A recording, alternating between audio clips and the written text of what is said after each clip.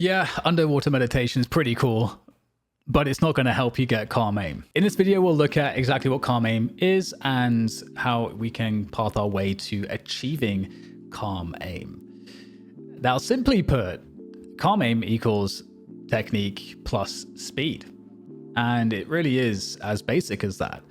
And I think the reason that calm kind of has entered the equation in terms of how we look at this and how we might describe it is because I think players will look at someone that's got really good aim and they'll look at them and just see them acting really quickly, dispatching of a few opponents in quick succession, and it almost seeming like there's more time, that they are very comfortable in doing something that has such a degree of urgency. The level of pressure and urgency is usually about how much time you have to deal with a certain number of things. And if you don't have very much time to deal with a lot of things, obviously we're kind of at that point in a pretty frantic state, unless we can kind of control comfortably all of these things. You know, I have more than enough skill in my technique, my mechanics, that I can dispatch all of these opponents. And for me, that might be really easy if I have really well developed technique and I've been training my speed a lot. When you add that speed to the technique, if the speed is too much for the technique quality, you're going to break the technique. It's going to look terrible. You're going to maybe be making too many corrections. You're going to be sluggish on your shots. You're going to really be struggling to deal with multiple opponents, especially. And so, you know, there becomes a problem there. So what we have to do actually is we have to fix our technique quality. And then as we do that, we can introduce more and more speed until it breaks. And if it breaks, we're going to have to be looking at it and be like, okay, well, here I'm stuck at this limit. I can only go this far with my speed. So what is the reason? What is it? What part of my technique needs to be leveled up? Or is it my technique as a whole needs to be leveled up? Well, it's going to be one of those things. And so that's what we have to be able to do. We have to be able to understand what it is that's holding us back in terms of our flicking technique, our tracking technique, specific scenarios, even potentially where you experience this problem more than others. And we can then just do the training. So that's how this really works. Because again, if you have bad quality technique and then you try to get that speed in there because you're in an urgent situation that needs a lot of speed, you just might not have good enough technique to manage that. So let's fix the technique. Okay, so look at this image. In this image, what do you think the flick is going to be for you? It'll be different for everybody, but what will it be for you? Because for some players, they may have a really fast sensitivity and can do this comfortably with fingertips. Maybe for other players, they're more of a medium sensitivity and they're going to favor more wrist. Maybe it's a player with a medium or even fast sense that actually is going to be using their arm. It's going to be a different answer for pretty much everybody because we all have our own individual preferences for our setup. And that isn't a problem. Sensitivity doesn't really matter too much. The grip, the setup, it doesn't really matter all too much. What really matters is whether you're doing what you're doing effectively or not, and using all the tools well that are at your disposal. Now, for this flick, for example, I may decide that for me, this is a comfortable amount of degrees to turn my mouse to the right, to the left, and that can be like a wrist movement. And, the main rule there is that really, whatever it is, it should just be a comfortable movement within the range that you have available to you. Because if you're kind of having to go outside of your range, you're in a lot of trouble. And if you're going just maybe like towards the 90% of your range, if they move a little bit further to that extreme, you're going to start having a lot of problems trying to aim at them. So this is one of the reasons why we always want to be aiming from a neutral position where possible. And usually what most players will do, as a quick side point on this one, is they'll get skill with their arm. No matter how fast or slow their sensitivity is, they'll have a lot of arm skill where their arm will do bigger flicks and will kind of just position them for then their wrist or their fingertips to kind of do its thing, as opposed to expecting the wrist to do everything. Now, the wrist can, in theory, do everything if you have a really, really fast sensitivity. But for most people, and absolutely the average population in tactical shooters, you're never going to be playing on a sensitivity that's like that. I would say since like that, you'd have to be looking at maybe like, I don't know, under 20 cm for sure. And that's even getting faster for a Quake player. So I wouldn't expect that from someone that's on CS or Valorant.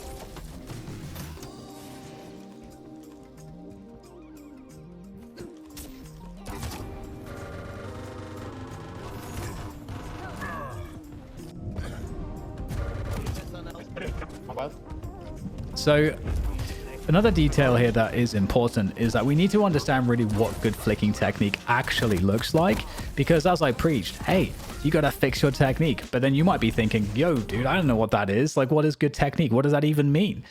So one way to understand high quality technique is by watching it and breaking it down. So in these series of clips with Minigod, we have some of the hallmarks of great flicking.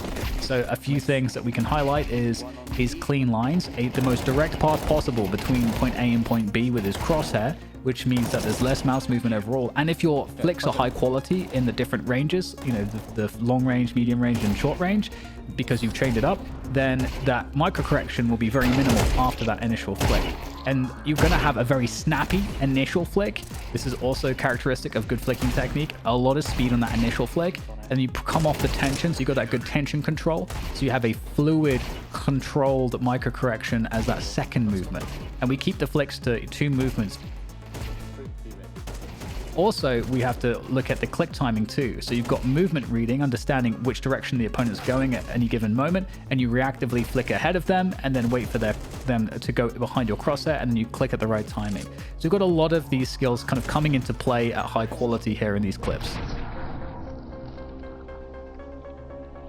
So this is how fast you can get. At full speed, you probably wouldn't notice that there are micro corrections actually happening here in these first couple kills. This actually looks like pre-aim, where he's just straight out and just shoots the opponent without moving his crosshair. But we can see at 33% speed, he's actually micro correcting. He's slightly off, but he understands and he has so much repetition behind the flicking technique that he can do this so quickly.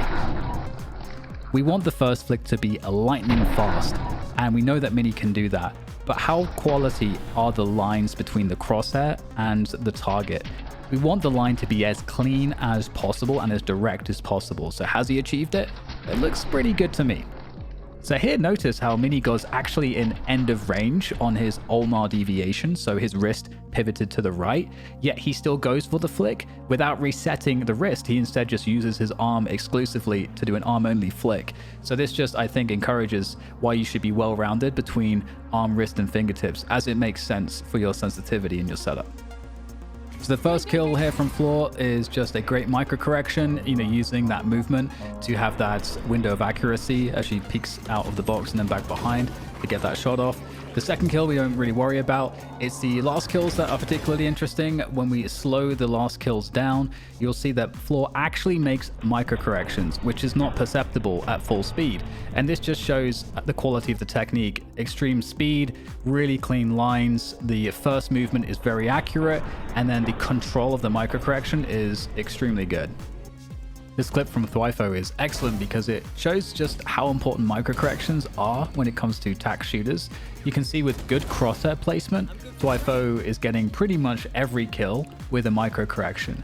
So I wanted to throw this in here just to once again emphasize how important it is to make sure that your micros are down, not just your ability to do a micro correction, but your ability to do it reactively.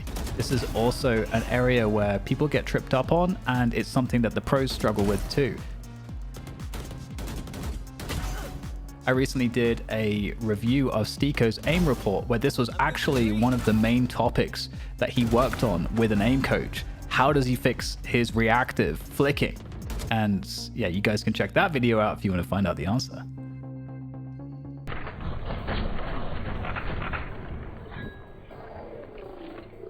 So to recap, when assessing our flicking skills, we can look at the quality of things like the lines. Do we have a clean and direct line from point A to point B? Is the initial flick for different ranges high quality? Between, you know, the micro flicks, the smaller, the medium, the longer range flicks, are those good? Do we need to maybe switch to arm for the longer ones? You know, what do we need to do there? Do we have a speedy, snappy, fast first flick? Are we hit confirming our targets? So are we actually able to have a process where we flick and then we're able in our brain to think, okay, I'm on target or I'm off target. Okay, if I'm on target, I click. If I'm off target, I need to micro correct. Target reading. Are we able to read the movement of our targets and place our crosshair ahead of that movement so we can kind of predictively, you know, do our click timing? So click timing is another one.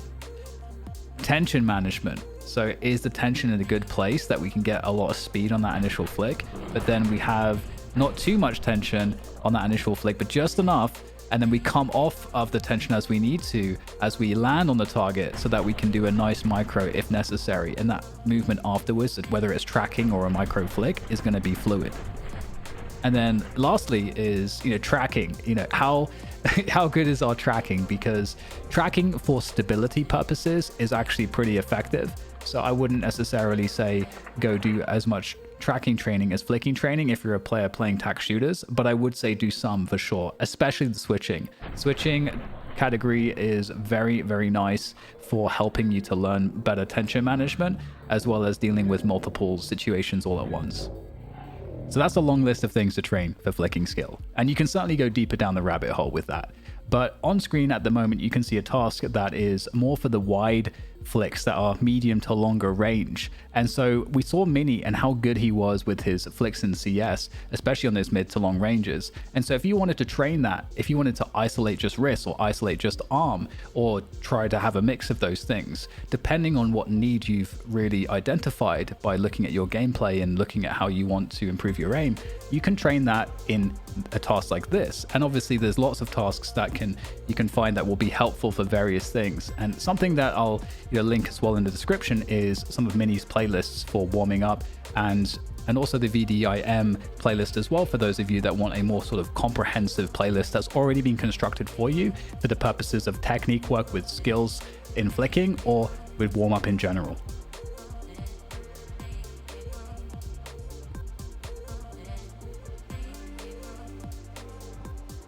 Here's Matty OW crushing some Sky Switch. This is a speed switching task, and what we know about speed is that that's going to bring up the tension. And what I found with a task like this is that it really should not be underlooked for helping you with your flicking, because even though there's some tracking elements, it's actually going to punish you more for having bad tension control, because as we mentioned, you need a bit more tension to get really, really fast, and you're constantly pushing speed in tasks like this. But also what that then means is you have to be very conscious of bringing the tension down as much as possible after the initial flick, because you need to be fluid and controlled to have smoothness.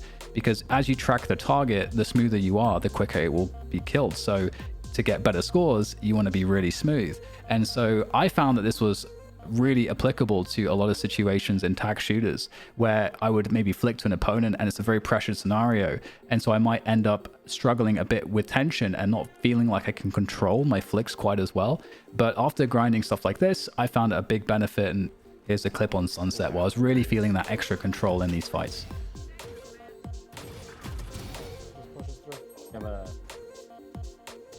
So we've identified that calm aim is speed plus technique. And for us to have a lot of speed behind our technique needs to be good enough so that it does not break when we apply a lot of speed. And by having lots of speed behind our technique, that's when it really looks calm and it really looks nice and clean. And so that's what we're shooting for. So we have to improve our technique.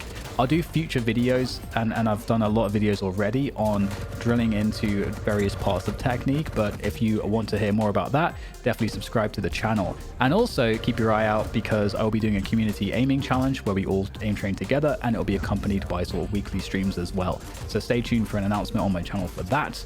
Otherwise, make sure to watch aiming content. If you want to get more out of your aim training, then by consuming content from great creators like Matty OW, like Viscose, like Minigod, you're going to be able to get more information and knowledge about maybe ways that you can just dial in on your technique, whether it is just a small fix on something, or maybe it's something you hadn't considered, or a training approach that you hadn't thought about. Maybe you were missing a certain technique or a tip on how you should train certain scenarios to improve them more quickly. Whatever it might be, you can find lots of stuff like that in their content, and it's really, really helpful in your aim training journey to get that knowledge. Well, this about does it for this video. I hope you guys enjoyed this one. Make sure to give me a support by subscribing to the channel. You can hit up my Patreon as well if you want to support me that way, and I will see you guys on the next one.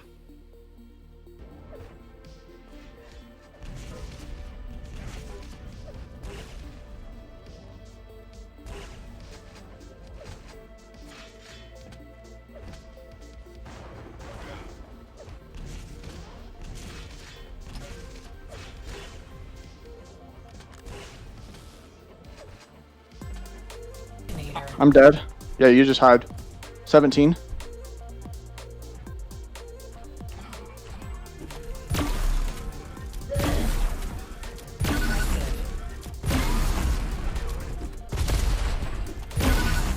Holy shit.